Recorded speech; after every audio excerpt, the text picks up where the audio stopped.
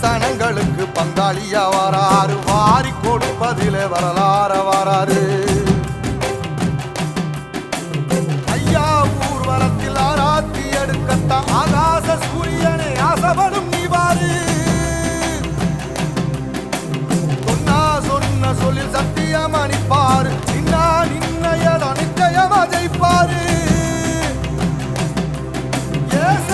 சமுத்திரமே எங்க வீதியில கை வீசி வாரத புத்தவசி ஐயா வாராரு.